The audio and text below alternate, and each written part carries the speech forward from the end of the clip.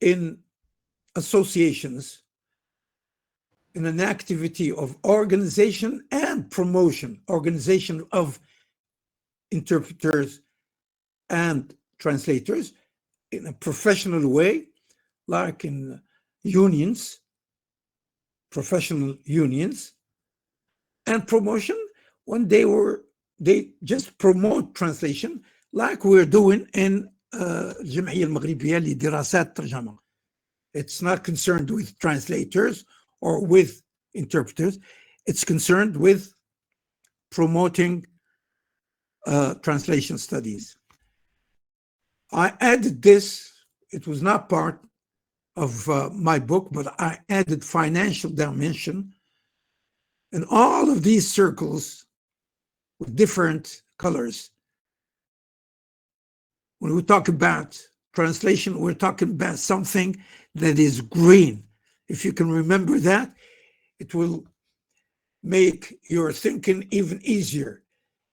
If you give translation studies this color, gray color, gray cells, Hercule Poirot, you will always remember that when we are talking about the science of translation, translatology, if we want to say, it's not translation, it's another thing.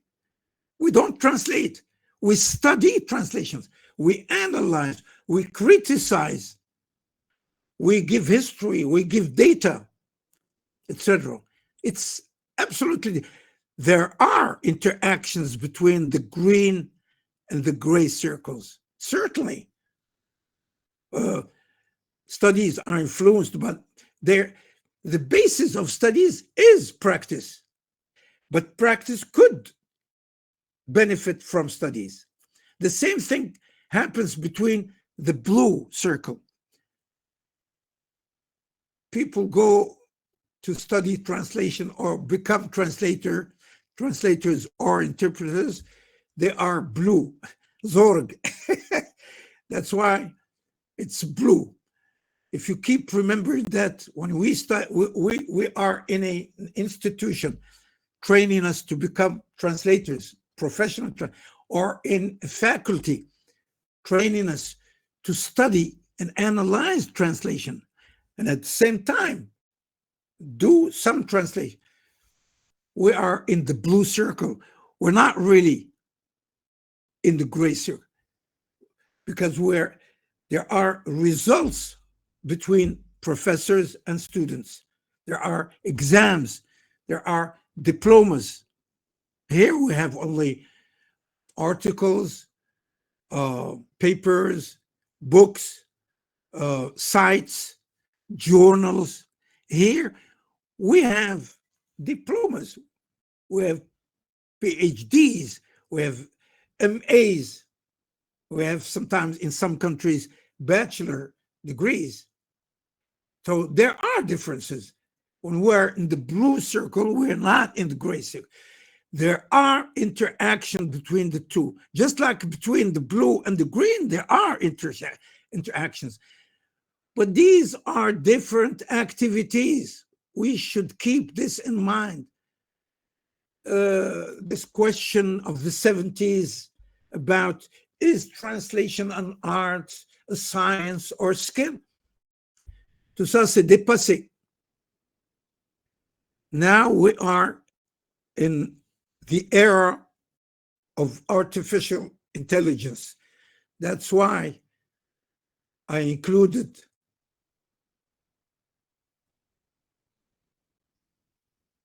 technologies. What used to be discussed here is going to be influenced by this. Technologies are going to influence theories. Technologies are going to influence history. Technologies are going to influence teaching and training. But technologies have their origin in the great gray circle, the circle of thinking. Here we have algorithms. We use intelligent algorithms. But here we have theories. Here we have rules and methodologies of teaching. Here we have facts, historical facts. Here we have data, documents. We could establish, and know how many sworn translators offices we have in Morocco and how many they have in Germany or in Egypt.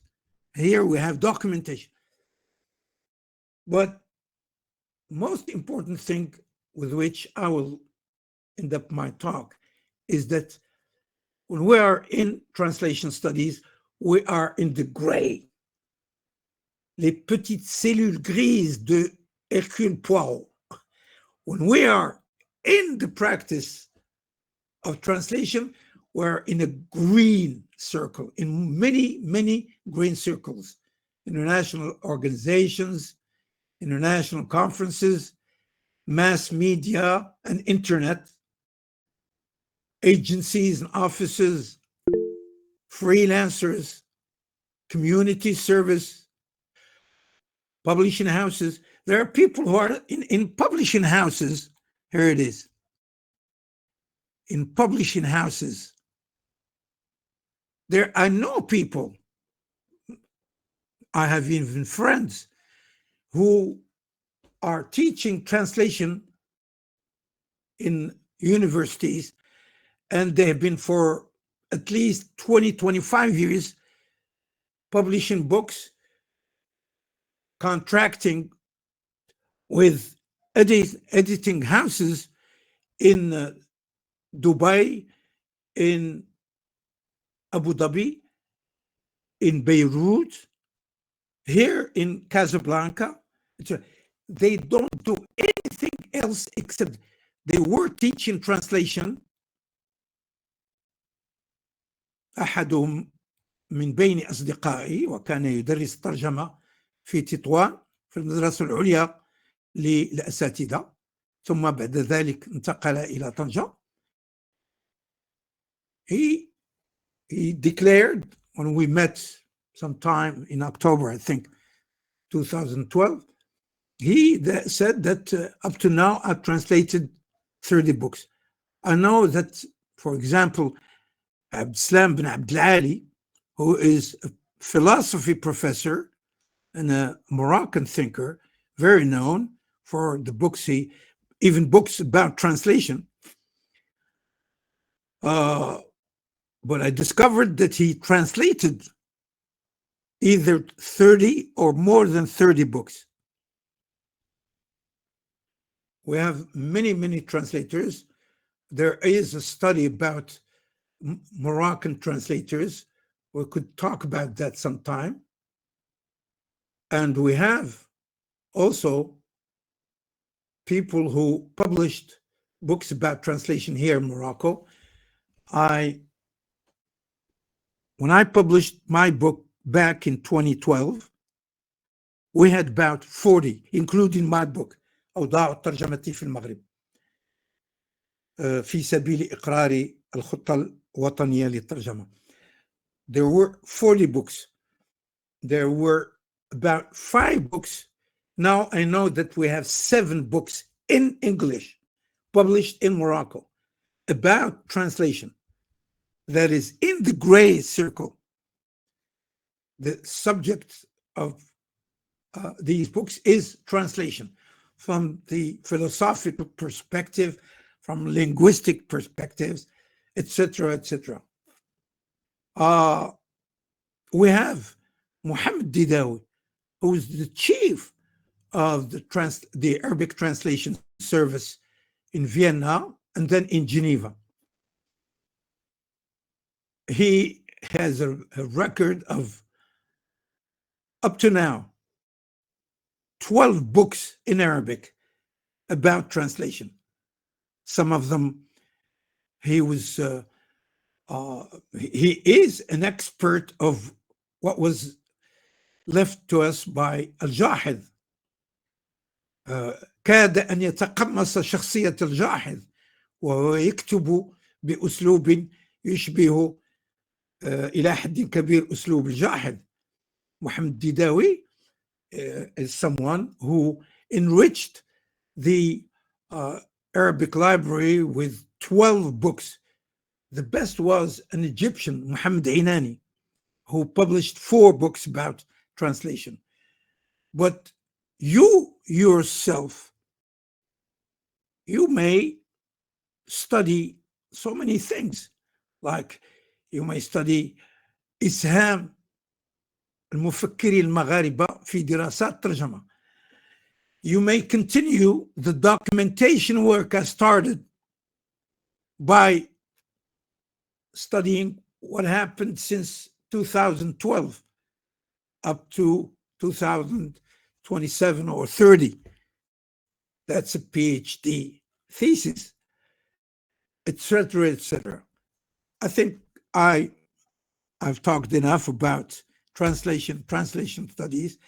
I would like to let the floor to you so that you can put your questions, and I thank you for listening. الكلمة للزملاء الطلبة. So thank you, Professor Hamid, for this insightful, informative and concise presentation. I think most of the students have learned new things from this presentation, and I will open the floor. Let me just accept some students. Then now I think I will open the floor for students to react to the things said by Abdellah Hamid. Any question related to his presentation or anything related to translation studies in general. So I think the floor is yours. Everybody is. I think if anyone wants to address his question, he should unmute his mic and then he starts asking the question.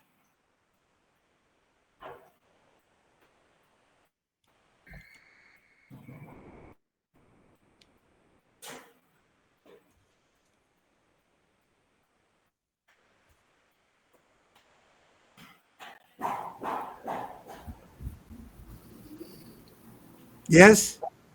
Who is going? Yes?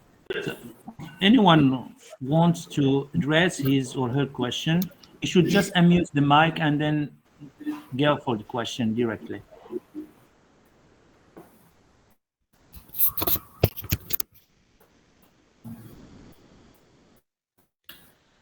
Hello.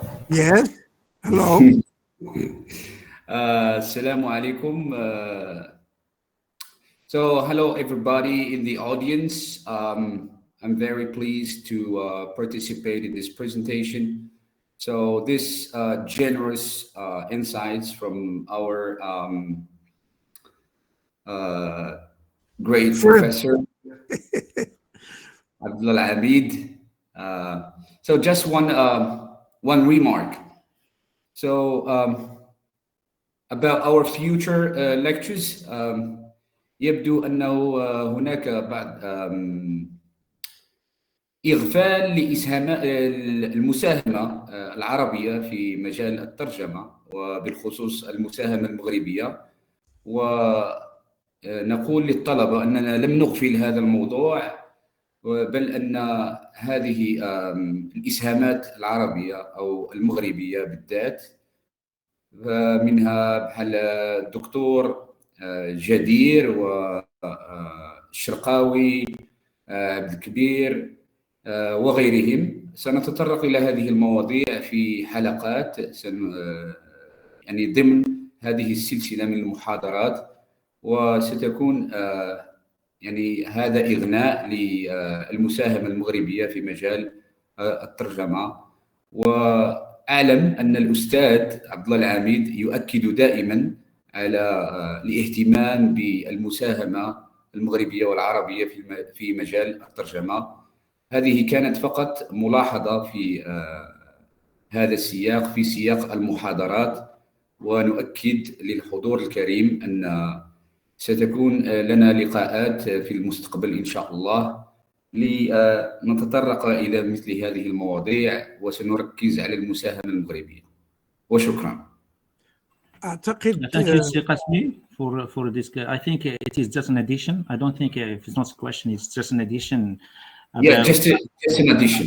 Yeah, so it's not a question. I think I leave the floor for everybody to ask questions because we need questions. And we need to seize this chance of having Professor Abdelhamid with us so students can react to his presentation or they can ask any question related to translation studies in general. Yeah, we'll be so appreciative. Yeah. Josh. Yes, please. Assalamu alaikum wa rahmatullah. Thank you very much for what you have been explaining to us. I have to thank you beyond your imagination. So my question is as simple as you might expect it. You have spoken that traductology or traductología in Spanish is not doing translation, but it is studying, criticizing, analyzing translations. Don't you think that those who are specialized in translation criticism can contribute to their translation practice? Don't you think that we have some distinctions between people who have studied translation in their practice, regardless, for example, of those who haven't done any theories? Do you think that there is a difference between those who base their translations on theory and those who don't? Well, you all know that translation being know-how, you just got to do everything to know how to translate. And to do this, you've got to translate and translate and translate all the time. I for a long time, I thought that, well, maybe I'm an exception. Since I started working in this field, after I succeeded in an international exam, and I started translating. In fact, before that, I was translating without having studied translation at an institute or a faculty, and then later I started thinking that in fact at the school, at the high school, we started studying translation. It was practical translation. ولذلك حينما بدأت أستاذتي ومعلمتي الشيخ العلامة دانيكا سيليسكوفيتش تقدم لنا مصطلحات محددة عن الفرق بين signification و sens، وتقدم لنا مصطلحات مثل déverbalisation، مثل le vouloir dire pas ce qui est dit. بدأت أتذكر أن المرحوم الأستاذ المعطي الشرقي الذي أتانا من بجعد إلى القنيطرة وعلمنا الترجمة كان في حقيقة الأمر يعلمنا الترجمة، ممارسة الترجمة. وطبعا لمدة طويلة كنت أتعجب لماذا كنت من بين الأوائل في حين أنني كنت ضعيفا في الفرنسية آنذاك. ولكن السر فهمته فيما بعد، لأننا كنا معظم الوقت لا نترجم إلا من الفرنسية إلى العربية. إذن كنت أترجم إلى لغتي الأم، اللغة التي أتقنها، ولذلك كنت من بين الأوائل في القسم. وحدث هذا في مدرسة النهضة في سلا، حينما كان مدير المدرسة آنذاك زي أحمد القادري يدرسنا الترجمة ويأتي بنصوص فلسفية. تصوروا البكالوريا الأولى نصوص فلسفية، ذلك المستوى. كنت دائما الأول والثاني في الترجمة أتذكر. إذن ففي الحقيقة دربت على نقل النصوص بالخصوص إلى العربية. فيما بعد اشتغلت وترجمت شفهيا من العربية إلى الإنجليزية، ثم بعد ذلك دخلت الإسبانية والروسية. ولكن عامان في مدرسة تقدم في القنيطرة، عام في مدرسة النهضة في سنة، عامان في ليسي مولاي يوسف في الرباط. 6 سنوات من التدرب على الترجمة. لا يمكن أن أنكر أنني دربت على فعل الترجمة، على القيام بالترجمة. لم يدربني أحد على تصحيح الترجمات أو على نقدها أو مراجعتها. كنا نترجم والأستاذ يعطينا علامة على الترجمة. سي أحمد القادري كنت